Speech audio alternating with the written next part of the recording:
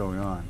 Kind of strange. And we've talked about this with you guys in previous videos we've done on smart cities, such as Magdar and other projects. And the future they're talking about, there will be literally no privacy. You will have a digital footprint follow you everywhere you go. Your digital doppelganger will become a part of you that follows you everywhere. You will have sensors in your trash that basically can tell whether or not you recycled. I mean, these are the kinds of things they're talking about. It's a little mind-blowing once you start looking into it. It's a lot more than just having Alexa units, turn your lights off and on and make sure you're not using too much air conditioning. It's a world where your every step in physical reality will have a digital trace on it.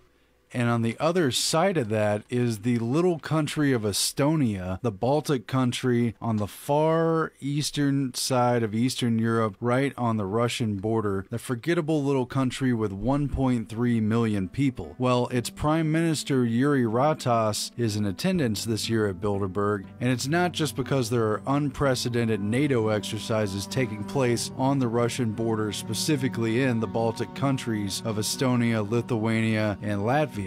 It's not just because of that or because of the troop surge that is going on there on the 100th year anniversary of their original independence. It's also because Estonia is actually about to become better known as Estonia. It is a live experiment with a small country population in complete participation, an experiment, a live social experiment about how we're going to live next. They are doing it. Your digital life is about to become inseparable from your actual physical life.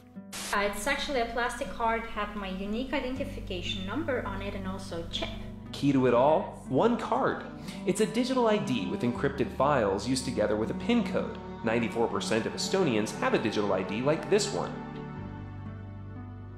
They have already tied their mandatory national ID card not only to your personal ID and your national ID number, but to the encryption keys that protect that identity online, and to all your transactions and records for banking and healthcare. And it's also going to institute voting through e-voting and all your transactions with the government, and further is allowing for the legal signing of contracts online through this card, and they're even trying to regulate the authentication of online comments using this true identity card. And so you will have what is called an EID, and they've already rolled this out in several EU states. Belgium's got one, but no one has taken it to the level of Estonia, and you'll see it right there. You'll notice that chip. They're getting all of us used to having this chip right now. They put it in all of everyone's bank cards. They've switched everybody over in North America to the chip system, and that's part of the transition into having this national identity card that's really just going to be your only card for everything. They have linked everything together in one place. They said in Estonia, it takes the average person 3 minutes to do their income taxes because they've already got all of their banking information all linked up with all of their government information, with everything else. Everything is linked in one place,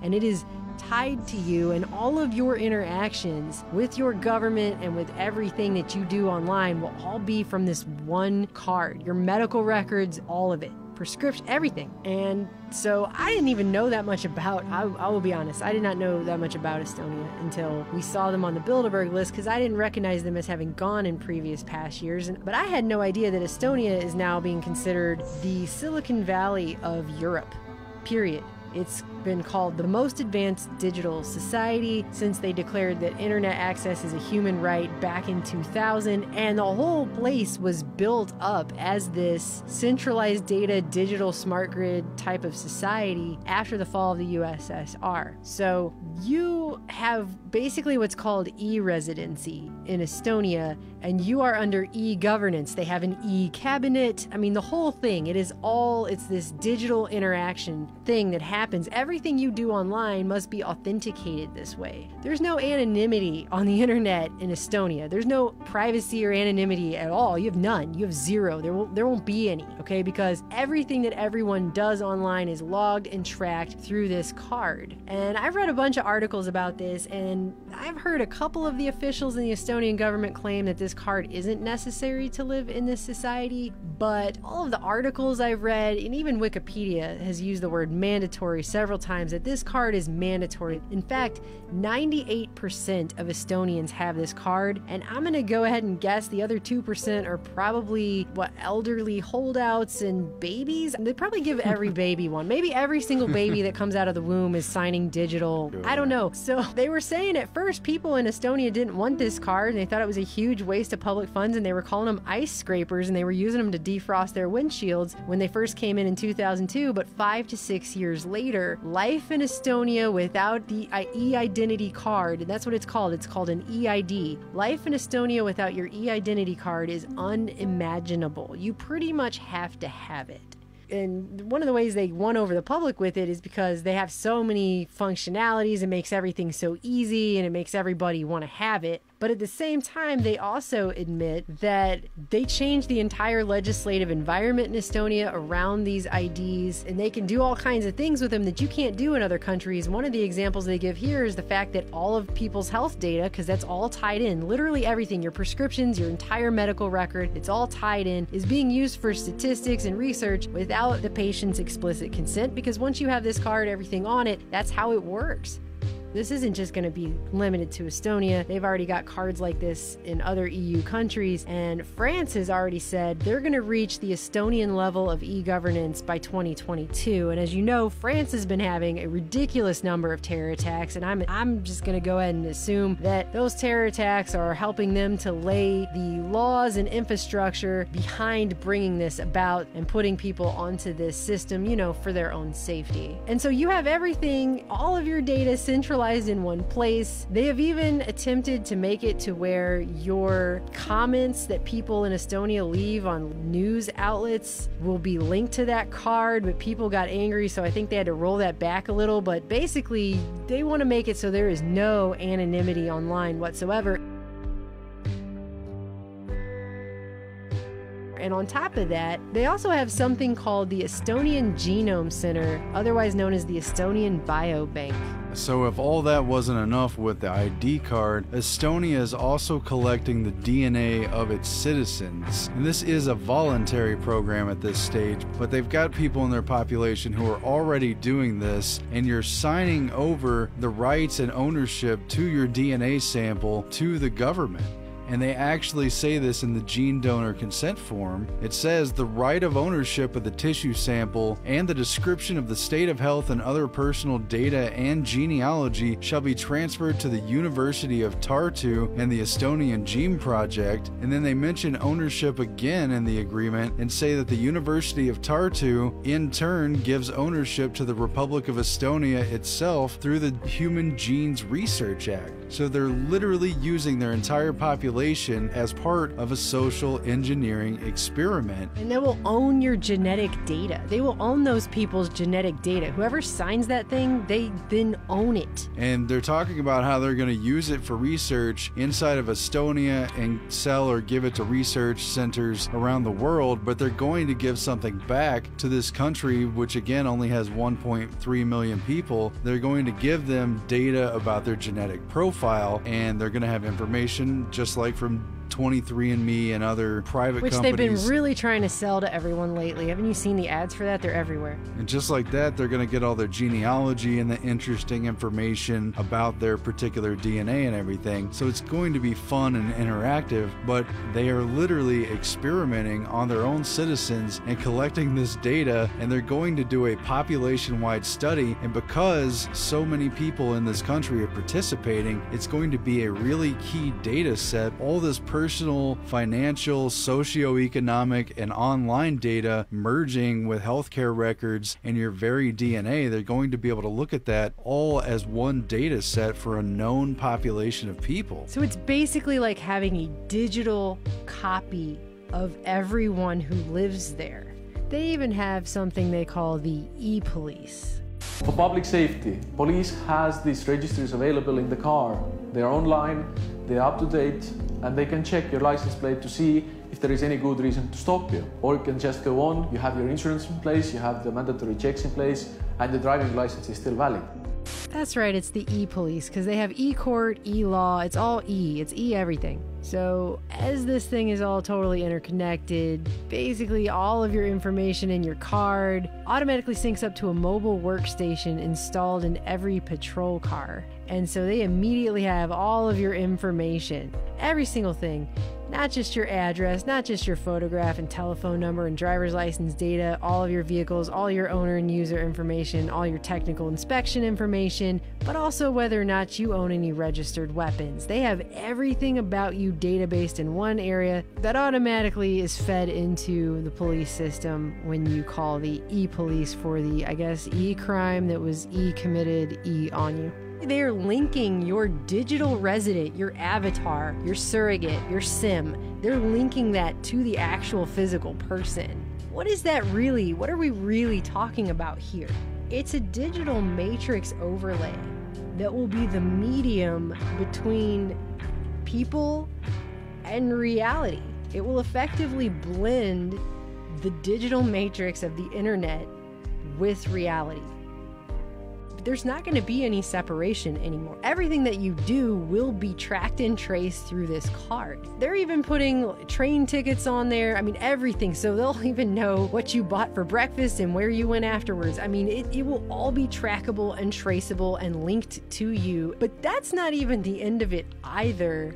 Estonia itself has now launched E-Residency, which is the first digital nation. It is a card that anyone anywhere in the world can apply to become an e-resident in their e-nation, and you get a similar card. It won't work for you the same as it works for Estonian residents. From what I read, you won't be considered a physical resident of Estonia, but you will be considered an e-resident, which they're saying offers a digital world for world citizens and gives them a digital government.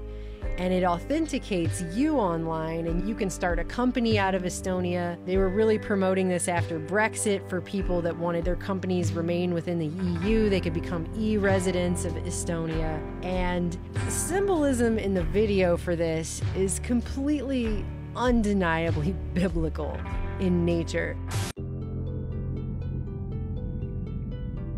Our new digital world knows no borders.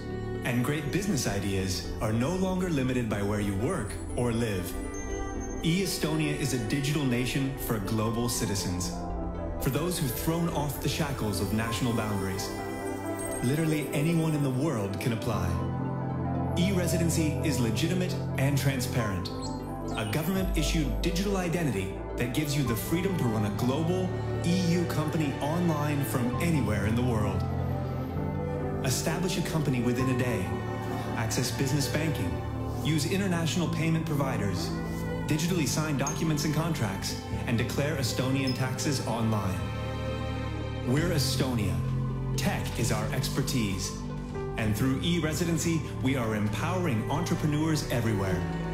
No matter where you were born, no matter what passport you carry, you can apply. Use E-Residency to run your business from anywhere in the world. Unleash your entrepreneurial potential, because no business should be bound by physical borders.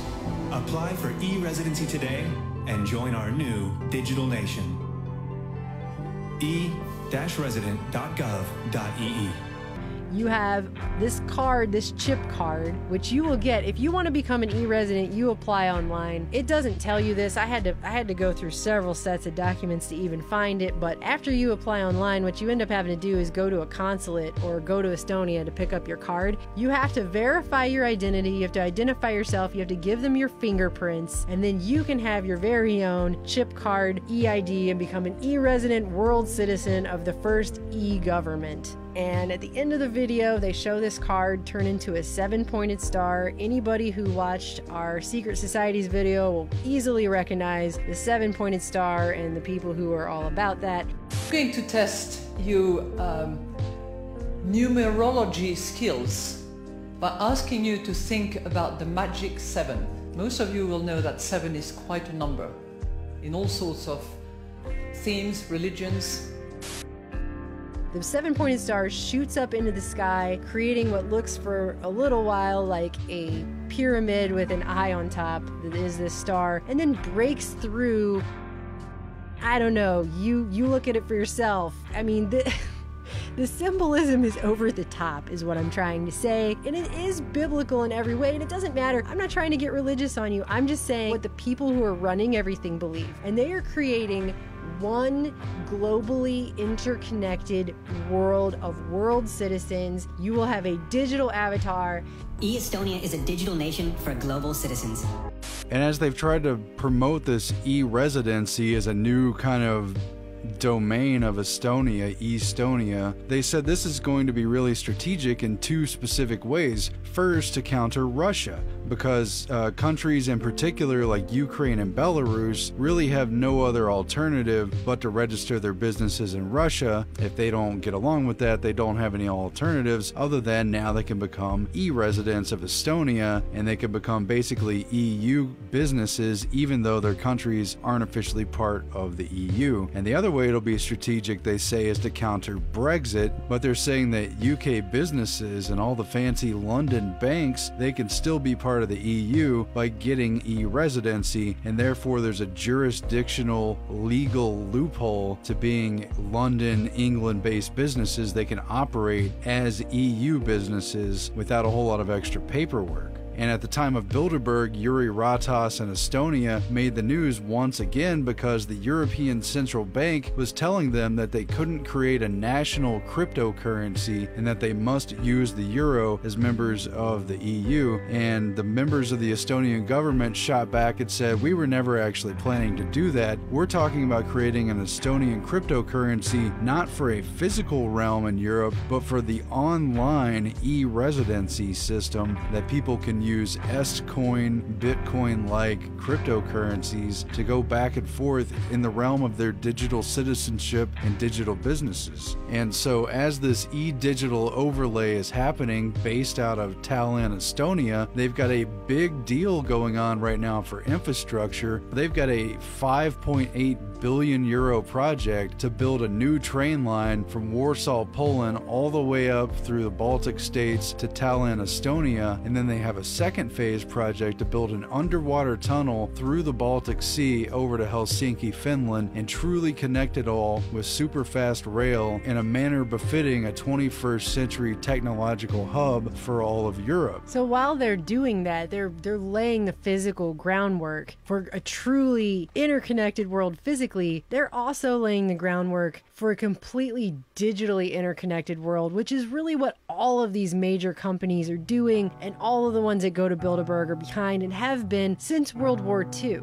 This is the peaceful, utopian future world that they decided we all needed starting back then. This has been the plan for an awfully long time, and this is what Bilderberg has been working towards for an awfully long time. If you go back and look at some of the documents that have been released from different Bilderberg meetings, I mean, you can go back even into the 60s and see that they're talking about technology gap and how important technology is to their whole greater thing. And I didn't realize this at all until we started really looking into it, but this whole experiment that's happening in Estonia right now, I didn't realize this till we started looking into it, but that was built in from the ground up after the fall of the USSR, is when they came in and decided we're going to build this place as this technological smart grid country from the ground up. And so at Bilderberg 2018 this year, along with Jüri Ratas from Estonia, is someone from his neighboring country, Latvia, as well, also unprecedented for the meeting. And it's a figure from the rail system. It's the CEO of the RB rail system, Baiba Rabusa, who's been in the news talking about how this infrastructure plan is in danger of failing, in part because of Brexit and an uncertainty about financing this huge, expensive project that they desperately need to get through because of all the important things happening in Estonia. There's a really interesting history to all that. Now, this is Estonia, the country that started Skype, which was originally going to be called Sky Peer-to-Peer. Going back to the 50s and 60s, the Soviets set up a very important center for the Institute of Cybernetics in Estonia. So that was located in Estonia after the fall of the Soviet Union. They linked up with Helsinki and Finland, and they sparked a computer revolution that affected all of Europe and indeed the world. all based in little tiny Estonia. And this year just so happens to be the 100th year mark of their original independence back in 1918 for Estonia, Latvia, and Lithuania, all of them. And the United States is celebrating and making special statements for them. NATO is not only running these unprecedented exercises, but they in the European Union are having special ceremonies for Estonia, Latvia, Lithuania. Trump has issued a statement about the great friends that we have there, and the King of Netherlands, who was in attendance at Bilderberg, at least until his sister-in-law committed suicide and he suddenly flew to Argentina for a funeral. Well, he's still continuing his state visit to Latvia, even though his wife is mourning the death of her sister. He's going on to this... Didn't she die during Bilderberg? She supposedly committed suicide? At age 33. He's going on to at age 33? He's moving on, in spite of the family tragedy, to his important state visit to Latvia and Estonia and Lithuania, all three of them, an important event. And they're also sending the Austrian president, Alexander Van Bellen, whose Secretary General is also in attendance at the Bilderberg meeting this year. And the Austrian president is going to speak at the special Tallinn, Estonia Next 100 Years conference, along with General David Petraeus, who is also at Bilderberg. And so there's a big Bilderberg NATO alliance special ceremony going on in Estonia and the neighboring countries right now because of this very deep history of technology and computing in Estonia, and very much because of the digital new future they're testing out and actually have already implemented in Estonia. They're not only talking about what they would like to build in the next 20, 30, 40, 50 years in these smart cities as they're doing in NEOM. Estonia has already put quite a bit of this into action. That's the framework, and by the time this technological revolution is complete, Estonia, so little known, will probably be the most important country in Europe. And it's already been a very important place because NATO's headquarters for cybersecurity and defense are based in Estonia. Oh, this guy Yuri Ratas said something about cyber defense and how they need to build a single European cyberspace. Where the Soviets put in place a cybernetics institute, the US and NATO built over it their cybersecurity headquarters for all of Europe. And this is where it all comes to a point. This is what the future is going to be like. Wasn't it after 9/11 that they started talking about putting in a national ID here? And so on the global stage, they've already been trying to do this. The Real ID Act was attempted in the United States in the wake of 9/11 and the passage of the Patriot Act, and they tried to force all the states to sign up for a national ID card that was actually linked to a global ID and included RFID and chip technologies in it and contained a whole bunch of data and information. Well, it was so controversial that it got opposed, but it's been implemented phase by phase gradually, and many of the states have adopted it anyway. But over in Europe, they're openly doing it and their citizens are proud of it, and it's a source of national pride and something that they're all openly doing. And making life easier is exactly the goal of this e-society. Estonians we talk to say they like and trust it. I don't need to remember a lot of numbers or anything, so it's very easy to use. For me, I think it's safer to use this. Yeah, faith in the system. Yes.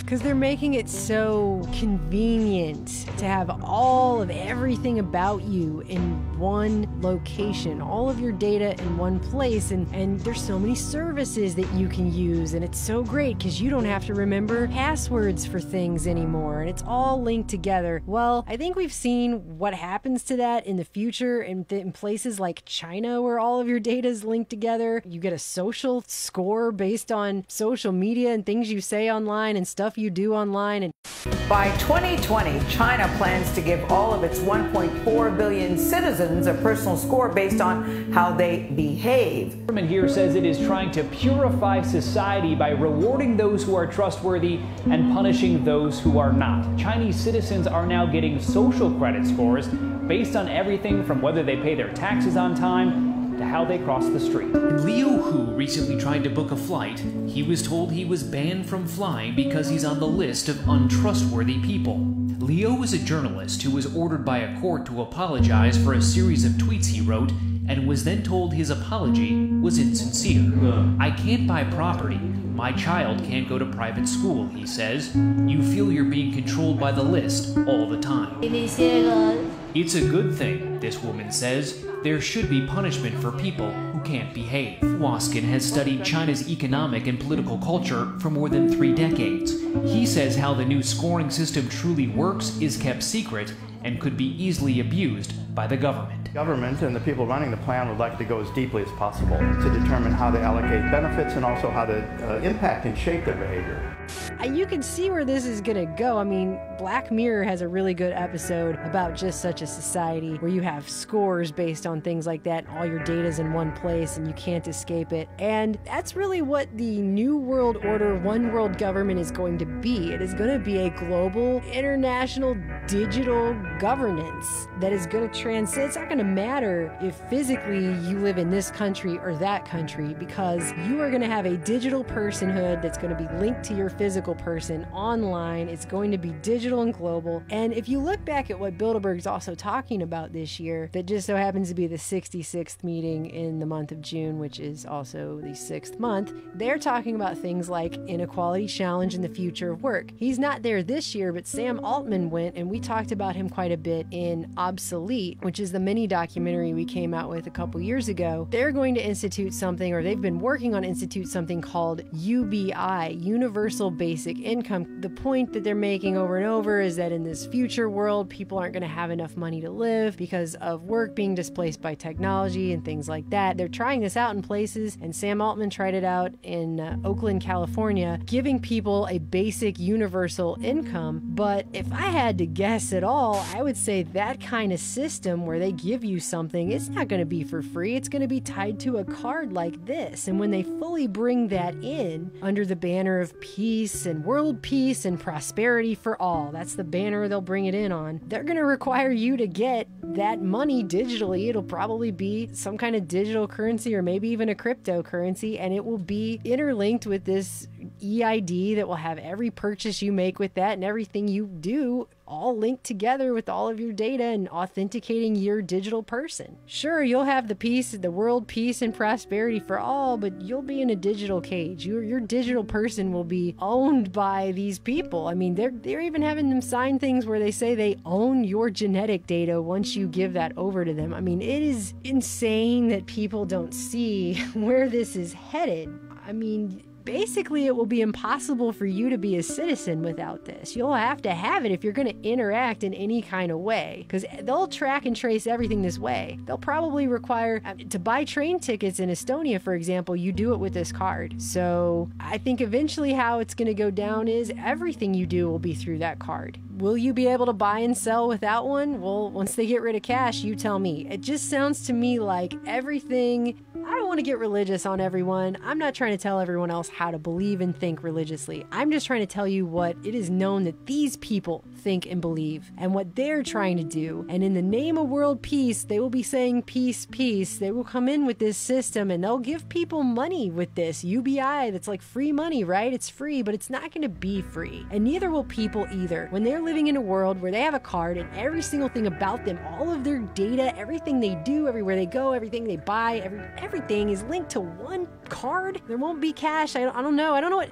If you don't want to be on this system, I'm not sure how you do anything. And that's what they make it sound like. It's mandatory. They say it's mandatory. And even when they say it's not mandatory, they say it's unimaginable to live in that country without this because everything is done through it and on it. So I'm thinking once they get all of the geopolitics worked out and all the chess pieces rearranged on the board exactly the way they want to, and once they build all the new train lines and underground tunnels and all the stuff they're doing with that, then they're going to unleash this UBI and they're going to put these IDs into place and we'll just be one global, digitally connected, open world like Facebook and all these other companies always wanted. We'll just be one digitally open, connected digital new world, and your national boundary isn't going to matter. And as far as the populism stuff, they don't really care about that either. This is not Bilderberg is scared, okay, you guys? This is Bilderberg has had this plan. They've been helping to facilitate it ever since World War II. This has been the goal, and it is now getting into more of its latter stages. That's what we're seeing. Populism is not scaring anybody. Nobody over there is shaking in their boots over the populism thing. The populism thing is just a steam valve on making people really angry because they knew they had to push for this immigration wave. And one of the reasons they wanted that immigration wave so bad is because they want to create one giant global world where everybody is from everywhere and you have one giant world culture to share it all in. One giant cultural soup everywhere. They don't want you to have a national identity because you're going to be a world global digital citizen.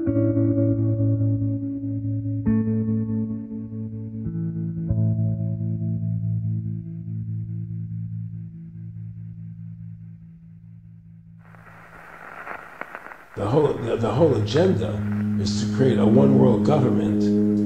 A new world order. A world where the rule of law, not the law of the jungle, governs the conduct of nations. All money is to be in those chips. Plastic card, unique identification number, and also chip. When we are successful, and we will be, we have a real chance at this new world order, an order in which a credible United Nations can use its peacekeeping role to fulfill the promise and vision of the UN's founders. The government and the people running the plan would like to go as deeply as possible to determine how they allocate benefits and also how to impact and shape their behavior. And if you're like me or you, and you're protesting what they're doing, they can just turn off your chip, and you have nothing. You can't buy food. You can't do anything. It's total control of the people.